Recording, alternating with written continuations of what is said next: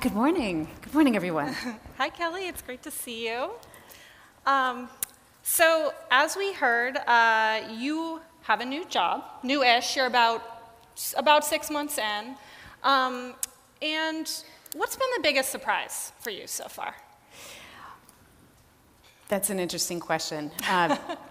And there have been a lot of surprises, a lot of things unexpected, a lot that was actually relatively well expected, just given the roles that I had prior to being asked to step in and serve as the U.S. and the Americas chairman.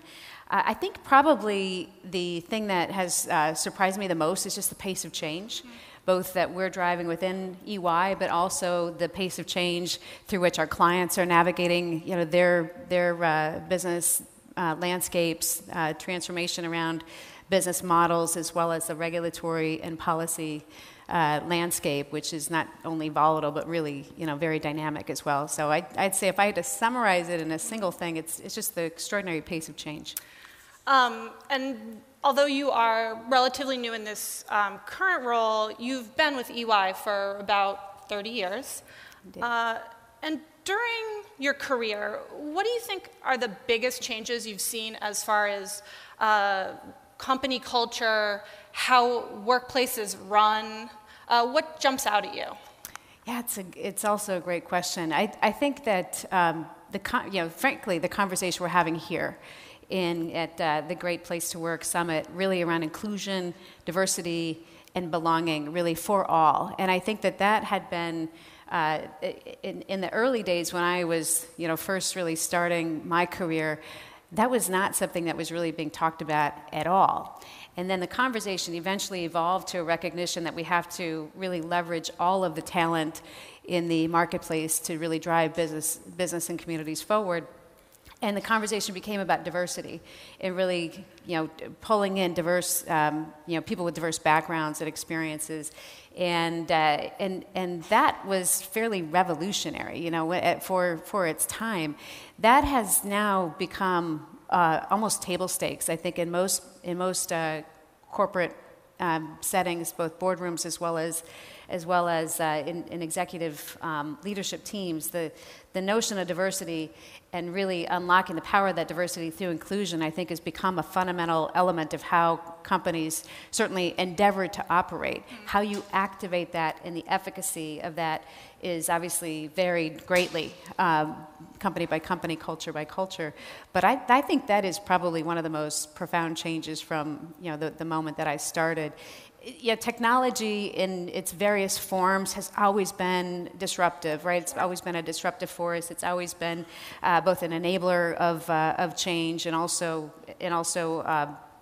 a threat to those who aren't able to keep pace of it. And I think we're still talking about the Industrial Revolution 4.0 versus 3.0 versus 2.0. So while I'd say there's a pretty significant element of technology-driven transformation and disruption, I think it's the next version of what has been a constant over, really, the last century plus. Okay. One thing you mentioned there was belonging. Yes. And I know that is really a core of the culture at EY. Yes. So, can you talk about how you define that within the company? Yeah, absolutely. And it really, I do think it's different from inclusion. We're very intentional in talking about belonging. We talk about diversity, inclusion, and belonging, all three of those different dimensions. You can't have one without all three. And I guess the way that we think about it is, the focus had initially really been on diversity and really creating a very diverse workforce, diverse in terms of backgrounds, experiences, ethnicity, all elements of diversity. And it became very clear that diversity without inclusion was actually counterproductive. It wasn't only not accretive, but it was actually counterproductive if you had diverse workforces, diverse individuals forming your teams, but they didn't feel included. They didn't feel that their contributions mattered. It actually was more of a detriment than it was an advantage. And so the focus really did shift much more towards creating a sense of that inclusion, particularly for the diverse workforces that were taking shape. The way I'd characterize belonging is how does that really translate into the experiences that individuals feel and have within their organizations. And inclusiveness really promotes that the processes and the culture that you seek to cultivate around, that sense of belonging, but the actual translation of it on a very personal level is where that sense of belonging actually exists or doesn't exist. And belonging really is intended to encompass everyone, right? It is the for all concept, and it is very personal. I think you can have diversity and inclusion and be very, very successful, but the real magic happens when everybody feels a sense of belonging, that I belong here, that my values align with this organization's values, that my perspectives are valued and are sought after, that I'm encouraged to contribute, I'm encouraged to take risks, I'm even encouraged to fail, but to fail with the right support network around me, and that culture of belonging is, I think, the secret sauce in really driving an innovative culture. And can you give a specific example of something that you've done at EY that fosters that? Yeah, I'd like to say it's almost everything that we do. We are a talent organization, right? Our product is our people, and so we look for every opportunity for processes to really enable and drive that sense of belonging. I'd love to point to the story of Hassan Rafiq, who was one of the 10 finalists yesterday, who was one of our diversity and inclusion leaders here in the West region, who actually started his career 12 years ago as a very young staff in Pakistan and became very committed to and actually got involved with driving our D&I agenda in Pakistan. From Pakistan, he was transferred to Afghanistan to drive a D&I agenda in Afghanistan. So you can imagine how very capable he was to have been given both that opportunity but also the challenge. And from there, with sponsorship of our Europe, Middle East, and Africa talent leader, became one of our leaders across the EMEA region, also serving from a D&I perspective. He brought that experience to the West region, to the U.S., and was given an opportunity, really, again, with the right support and sponsorship, to take all of those learnings, that cultural sort of acumen, and to drive programs that, frankly, just didn't exist within EY around cultural agility, the belonging hackings that are described in his background. And so he's an example, a brilliant example of where you're given an enormous amount of latitude and sponsorship and support to try to do different things to really achieve your full potential and to contribute in a very meaningful way. It culminated in him having won one of our what's called a Better Begins With You award. And it's a global program. We have 4 global winners, and he's one of our winners, which really celebrates innovation. It celebrates our culture of belonging. It celebrates certainly the exceptional client service work that we do with our clients as well. And so it's the program itself, but his journey and ultimately his impact, as recognized by the program, I think is a great example of belonging. Okay. And as the leader of the Americas region, how do you see your responsibility for creating the culture? What are things that you specifically try to do? Yeah, I don't think there's anything more important in my role than creating the right culture and that culture of belonging. And I would say it has to start at the top, and what I mean by that is not just the tone from the leader, but really the actions from the leader and how the leadership team really promotes and celebrates and ultimately cultivates and propagates that culture of belonging. So my executive leadership team is equally devoted to this sense of belonging and really the notion that everybody counts, everybody's opinion matters, everybody's perspective and contribution and their competencies is essential to the ecosystem that is EY. And having that be sort of an ethos at the executive level that is then brought to the next levels and ultimately, permeating the organization, I think is really how we activate it. You cannot dictate from the top belonging. or inclusion. You can dictate diversity, but you cannot dictate from the top inclusion or a culture of belonging. You really have to model it. You need muscle memory around it. You need accountability associated with it. And I think that it truly is my most important responsibility. Yeah. Last year, there were 2 complaints filed by female partners against EY alleging sexual harassment.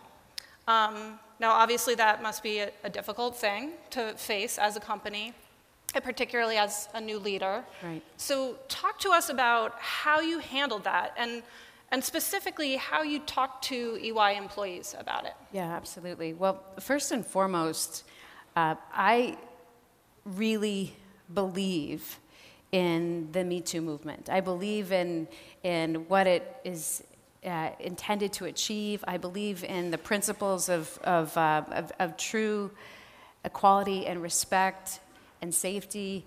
I absolutely believe that while it's a critical inflection point for the world, for society, for businesses, for the world, it's the right way forward. And I believe that the culture that EY is renowned for, and we really cherish and hold sacred, is one that shares those same values. And so you can imagine it was very, very challenging to have encountered a situation where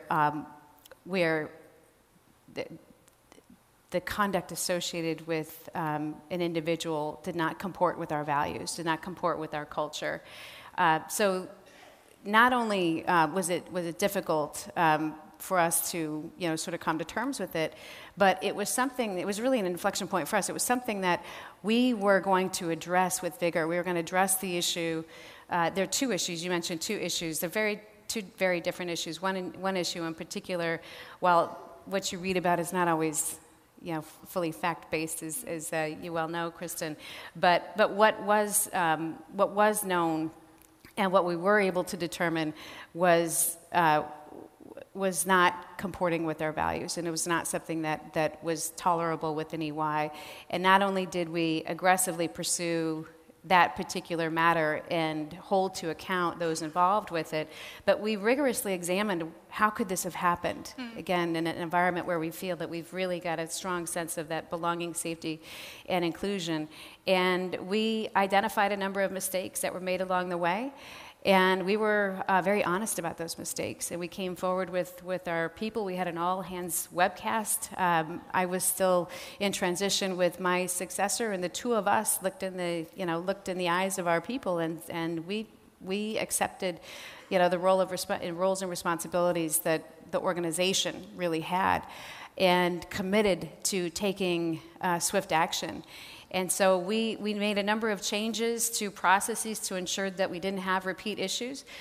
We certainly evaluated whether we had any other lingering issues that could potentially erode our culture and that system of values, and we took action in those regards as well.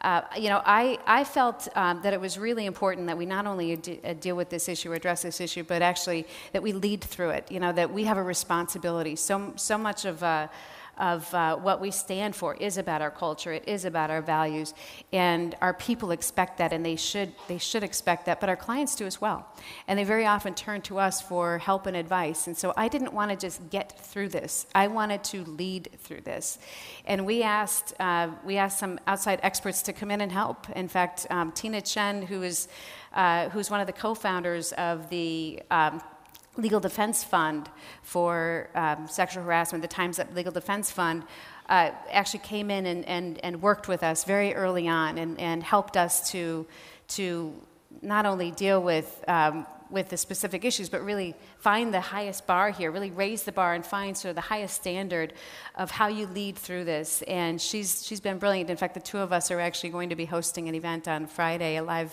Facebook event where we're going to talk about this and bring this into the public discourse. Yeah, absolutely.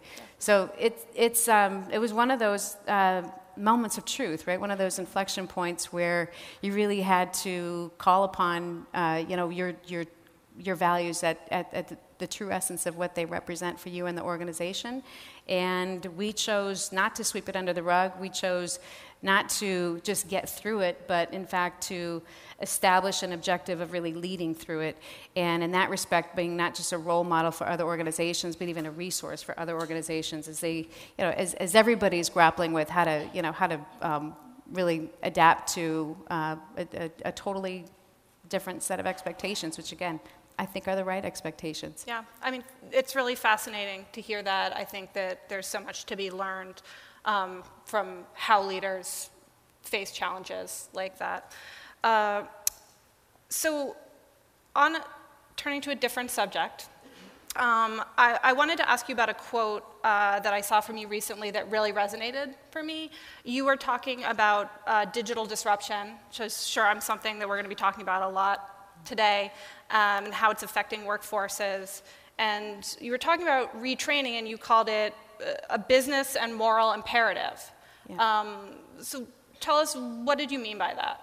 Yeah, there's no question. It comes back to this pace of change question at the beginning of our discussion. The pace of change is absolutely unprecedented, and yet we probably are never going to move as slow as we are today. It's just going to hasten. The pace of change will continue to hasten. And when you think about the implications, the societal implications of that change, particularly the technology element of it, academia cannot keep pace with the learning required to bring the skills that are necessary to address what's coming down the pike versus how we're operating today. Organizations have to take a different level of interest and response and bear a different level of responsibility. Government is not going to be able to retool and retrain people at the pace needed to accommodate and ensure the stability of socio and economic dynamics that will, without a doubt, be significantly impacted by change. So I do believe that while it's a business imperative, you can't continue to be successful if you are not able to adapt your workforce at pace with the skills that will be needed tomorrow to solve problems that we don't even know exist yet, with technologies and capabilities that probably don't exist yet. That will threaten the future and the viability of your business. There's no question about that. Similarly, with the workforce skills element of this, to avoid the disruption on a human level, there is a moral responsibility to bring a totally different level of commitment to and investment in learning and development and the retooling and the retraining.